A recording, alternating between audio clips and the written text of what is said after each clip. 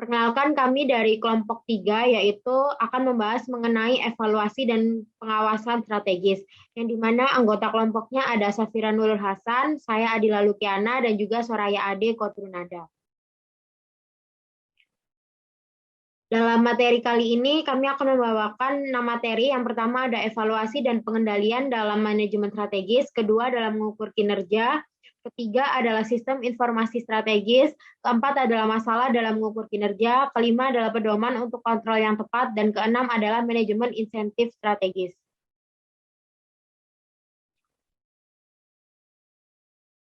Dalam sebuah evaluasi dan pengendalian tersebut akan memastikan bahwa perusahaan ini akan mampu apa hal-hal yang akan dicapai oleh mereka, yaitu dengan melakukan cara serta proses untuk membandingkan kinerja dengan hasil yang diinginkan dan juga memberikan umpan balik bagi dalam manajemennya untuk mengevaluasi hasil dalam mengambil tindakan yang korektif sesuai dengan kebutuhan mereka.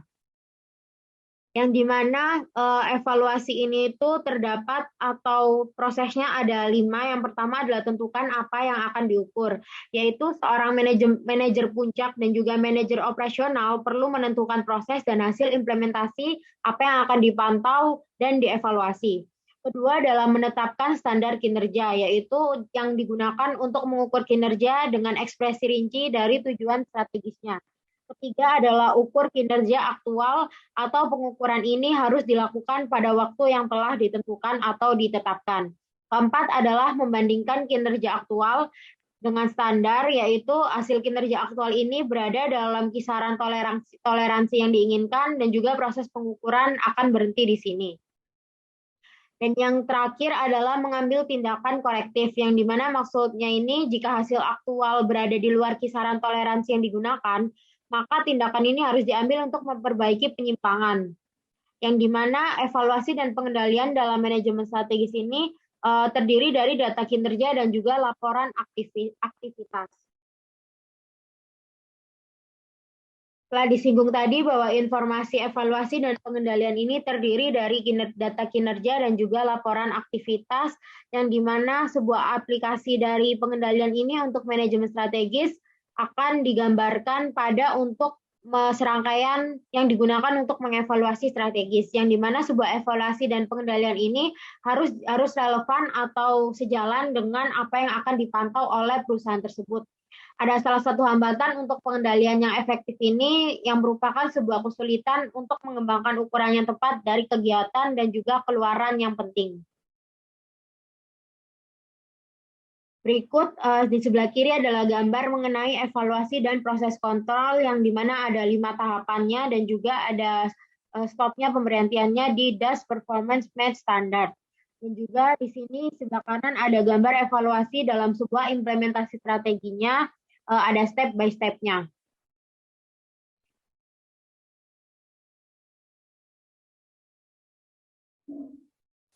Oke, baik. Pembahasan yang kedua yaitu mengukur kinerja. Kinerja atau performa itu hasil akhir dari kegiatan. Dalam mengukur kinerja bisa dipilih berdasarkan unit organisasi yang akan dinilai dan tujuan yang dicapai. Boleh next slide.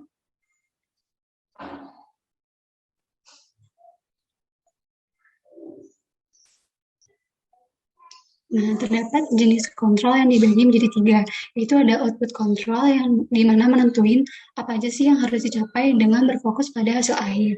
Yang kedua ada behavior control, dimana nentuin bagaimana sesuatu itu harus dilakuin melalui perintah atasan, aturan ataupun kebijakan. Dan yang terakhir yaitu ada input control, dengan menekankan sumber daya seperti kayak pengetahuan, keterampilannya ataupun kemampuan. Terus yang kedua ada activity based costing, di mana ini merupakan sebuah metode akuntansi yang berguna dalam melakukan analisis rantai nilai dari aktivitas perusahaan untuk membuat keputusan outsourcing. Selain itu, terdapat pula manajemen risiko perusahaan. Terkait dengan itu, ada proses penilaian risiko dengan melibatkan 3 langkah. Yang pertama, mengidentifikasi risiko dengan menggunakan analisis skenario atau brainstorming.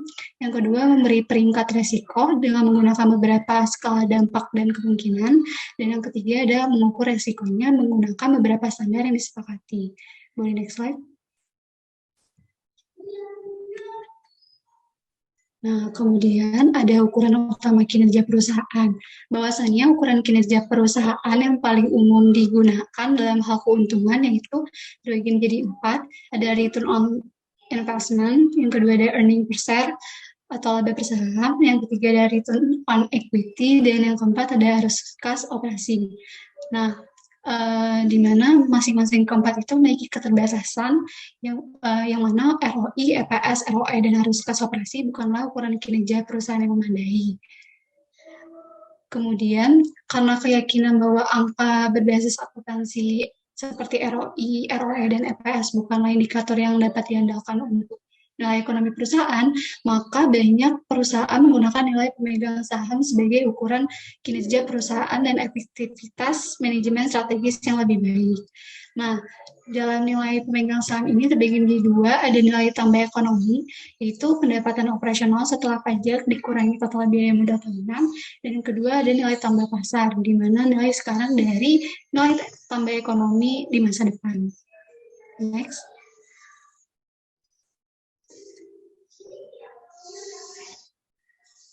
Kemudian mengevaluasi manajemen puncak dan direksi, di mana Dewan harus mengevaluasi manajemen puncak yang mana tidak hanya pada ukuran kuantitatif berorientasi keuangan yang khas, tetapi juga pada ukuran perilaku seperti faktor-faktor yang berkaitan dengan praktik manajemen strateginya. Selain itu ada ukuran utama kinerja, divisi, dan fungsional. Nah, jadi apabila sebuah perusahaan terdiri dari SBU atau divisi, maka akan menggunakan banyak ukuran kinerja yang sama seperti ROI atau VA. Sedangkan untuk fungsional tertentu seperti R&D, korporasi dapat mengembangkan pusat pertanggungjawaban.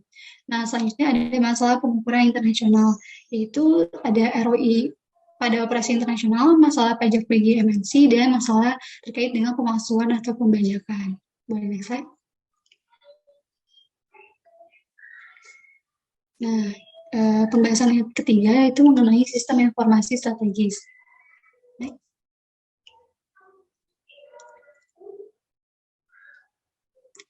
Nah, banyak perusahaan di seluruh dunia telah mengadopsi perencanaan sumber daya perusahaan atau ERP perangkat lunak, di mana sistem ini menyediakan akses cepat ke informasi penting untuk semua orang di organisasi, dari CEO hingga pekerja pabrik. Next.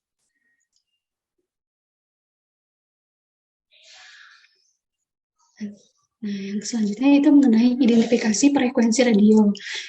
Identifikasi frekuensi radio yaitu teknologi penandaan elektronik yang digunakan di sejumlah perusahaan untuk meningkatkan efisiensi rantai pasokan.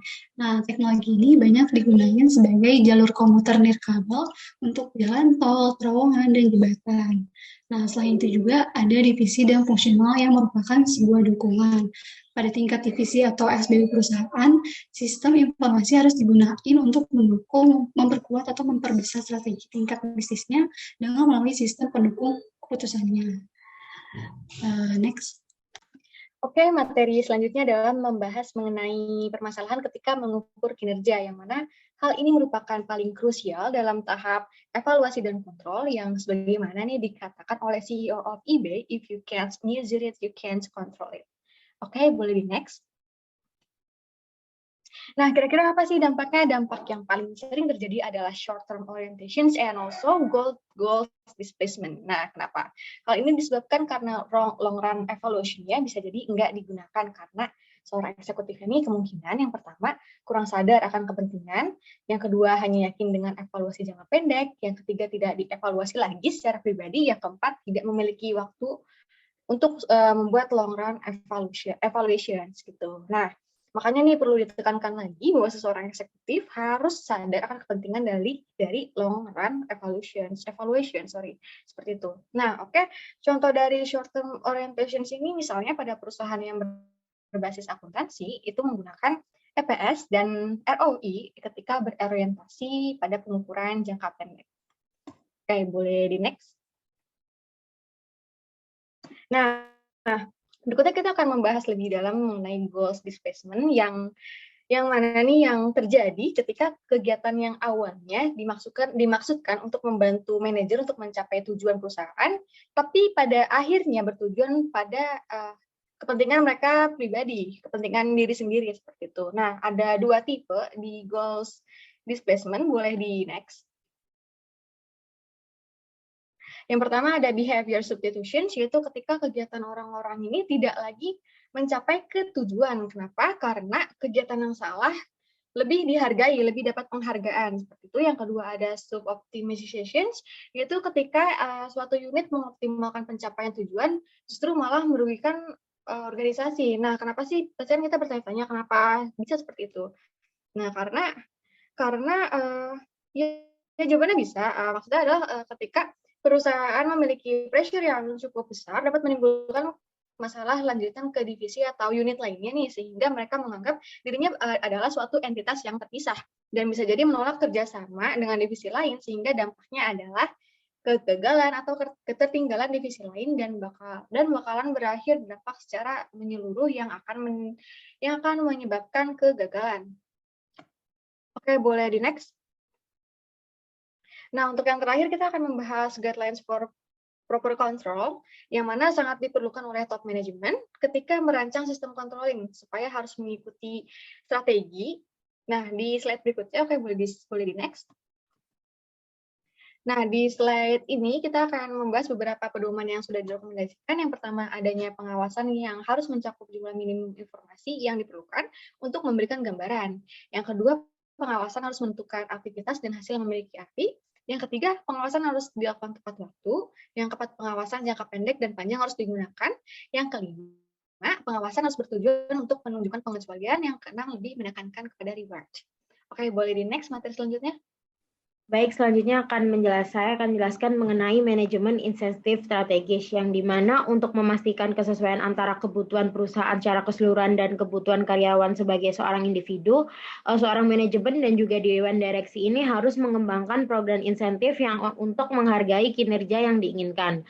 Hal ini bisa mengurangi kemungkinan masalah keagenan atau ketika karyawan bertindak untuk menutupi sarang mereka sendiri dengan dalih membangun nilai pemegang saham yang disebutkan pada rencana insentif tersebut, yang dimana dikaitkan dengan beberapa cara strategis korporat dan juga divisi.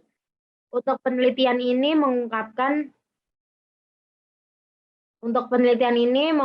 bahwa kinerja perusahaan dipengaruhi oleh kebijakan kompensasinya, yang dimana menurut riset perusahaan ini akan menggunakan strategi yang berbeda, cenderung mengadopsi kebijakan pembayaran yang berbeda pula. Untuk tiga pendekatan tersebut, ada 3 pendekatan yang disesuaikan untuk membantu mencocokkan pengukuran dan penghargaan dengan tujuan strategis dan kerangka waktu yang eksplisit. 3 pendekatan tersebut, yang pertama adalah metode faktor tertimbang, yaitu tertimbang saat sesuai dengan untuk mengukur dan menghargai kinerja manajer SBU puncak dan eksekutif tingkat ketika faktor kinerja dan kepentingannya bervariasi. Yang kedua adalah metode evaluasi jangka panjang, yaitu untuk mengkompensasi manajer mencapai tujuan yang ditetapkan selama periode multitahun. Dan yang ketiga adalah metode dana strategis, yaitu mendorong para eksekutif untuk melihat biaya pengembangan sebagai hal yang berbeda dari biaya yang dibutuhkan untuk operasi saat ini, yang dimana laporannya ini untuk unit perusahaan memasukkan dana strategi sebagai entry terpisah di bawah ROI saat ini. Selanjutnya, terdapat pula cara efektif untuk mencapai hasil yang strategis. Di sini juga ada 3. Yang pertama adalah memisahkan dana strategis dari dana jangka pendek, yaitu seperti yang dilakukan dalam metode dana strategis. Yang kedua adalah mengembangkan faktor bagian tertimbang untuk setiap SBU, dan yang ketiga adalah mengukur kinerja dengan 3 dasar, yaitu laba sebelum pajak yang ditujukan oleh pendekatan dana strategis, faktor pembobotan, dan evaluasi jangka panjang atas kinerja SBU dan korporasi. Mungkin cukup sekian dari kelompok kami. Mohon maaf bila ada salah kata atau penyampaian. Mungkin jika ada pertanyaan bisa dituliskan di kolom chat Google Classroom. Terima kasih.